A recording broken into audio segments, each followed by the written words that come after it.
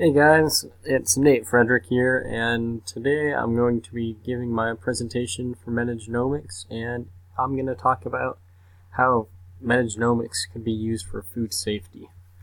So, to begin with, advances in the next generation sequencing have led us to being able to detect food pathogens. This means we can use metagenomics as an analytical tool to help detect bacteria in food before people buy it in the supermarkets. So in this presentation, I'm going to talk about whole genome sequencing, 16S RNA sequencing, and various studies that have looked into metagenomics for food safety already. So next generation sequencing can help cut back the amount of foodborne illnesses that are imported into the United States. As of now, the United States gets its food from more than 200 different countries, with 90% of seafood being imported, 50% of the fresh fruit being imported. Whole genome sequencing will be used for food. So whole genome sequencing, or WGS for short, is done by mapping different genetic sequence of the pathogens. Once it is done, the genetic sequence is looked at, and the different bacteria strains within are looked at as well. So this allows us to determine if there are bacteria in the food. So this is a tool to find different strains of bacteria that cause infections. It is much cheaper than it was years ago, or previous years. What previously used was polymerase chain reaction and pulsified field electrophoresis. This was really time consuming and more expensive. So in advancements from the next generation sequencing, we can detect pathogens in a more efficient manner. The Center for Disease Control is turning its inspection protocol more towards whole genome sequencing today. This has been the main method for finding listeria this past year, and in the up and coming months it will be used to help target Salmonella, E. coli, and Campylobacter. So I'm going to dive into whole genome sequencing a little bit further so we can get a good understanding of what it is. So it looks at the DNA sequence of an organism as a whole. This could be taking a sample of the food and sequencing all the DNA in it. Here, they compare this DNA to the DNA in different databases. And then, if the DNA matches the DNA in the database, then it can find if it is a certain bacteria. So, the bacteria genome or DNA sequence has to be in a database. So right now, Genome Tracker contains about 200,000 pathogens, and it's open source and is housed at NHI, NCBI, and then it's getting about 5,000 isolates being sequenced and added monthly. So right now the FDA is currently working to expand Genome Tracker's distributed networks of laboratories. So they're trying to make it more international, and so its database can be open in other countries.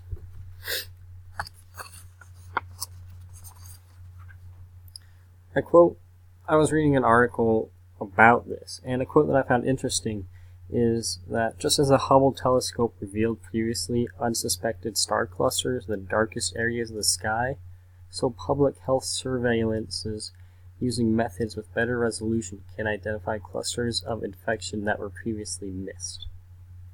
So it's kind of comparing metagenomics for food safety to the Hubble telescope and finding stars and star clusters.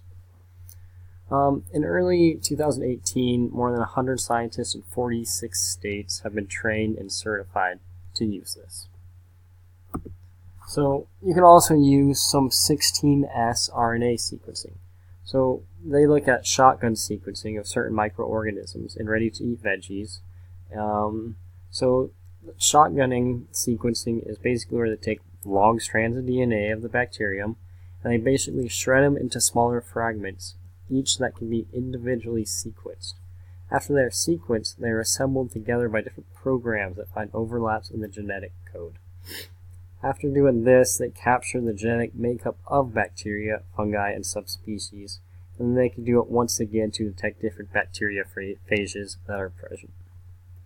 So, not only are you looking at if there is one harmful bacteria present, but because the food genome is also sequenced, you can have insights on the authenticity, and the economic fraud can also be made. So if something isn't really organic, you might be able to tell. So next, I'm going to look at one of the first, or the only study I'm going to talk about in this presentation, and it is called Application of Metagenomics Sequencing to Food Safety for Detection of Shingle Toxin-Producing E. coli on Freshly Bagged Spinach. So in this study, they applied metagenomic sequencing to food safety. They detected E. coli from spinach that they spiked.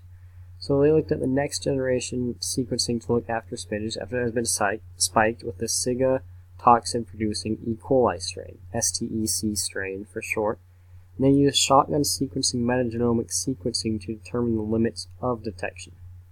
So they pyrosequenced 16S RNA genes. I'll get to that in a second. So their methods are they weighed the spinach and spiked the spinach with the STEC strain, added 250 milliliters of peptone water with pyruvate media, and incubated that at 37 degrees Celsius for 5 hours. They added various supplements and then incubated that at 42 Celsius for 18 hours. So genomic data was extracted using a DNeasy blood kit and blood and tissue kit, and then they were sequenced with libraries with the Nextra DNA sample preparation kit and sequenced on the Illumina MySeq platform. So they used metagenomic analysis for microbial composition and then used a C++ program to find 25 different base pair sequences per line, and then from that they identified bacterial species in a sample. So they looked at the different levels of spiked spinach, and the results were linear with how much the STEC was used to spike the spinach. So it took a few hours for the spinach to actually start producing the E. coli, and this graph over here to the right, you can see that after 8 hours, the spiked spinach strain was starting to produce the E. coli. So determining the sensitivity of the metagenomic sequencing for detection of the pathogen was associated with this spinach. They stated that they were able to define limits of the STEC on bagged spinach at pre-enrichment and at 5 hours, 23 hours during the enrichment process. So based on this study, it shows that metagenomics are accurate in helping determine the amount of microbial communities that live in or on our food before we eat them. So the FDA, of course, has been looking into this, and then they've produced their own PDF for themselves. And I think this PDF is very beneficial to this presentation because it kind of sums up what I've been talking about. First, samples get collected, whether this is from food or from people. Then the samples get sequenced, and they find the genetic makeup, and they are compared to the known genetic makeup, whether that be in a database or something else. So another thing I looked at is how they use this with raw chicken. And this wasn't just raw chicken, it was kind of left out, but they use metagenomics to analyze a chicken sample. This is showing the different organisms that are growing on the spoiled chicken. In this, they compared DNA samples to the database, but if we were using old techniques, the investigators would have to choose the media they wanted to test for, which in this case, they could have chose 4 different things to test for, and it would have taken a lot longer than if they would have just sequenced this whole thing. So here we can see that the majority of the bacteria growing is 59% Photobacterium profundum at 59%. So it does sound easy, but along with it being easy, there is some challenges to it.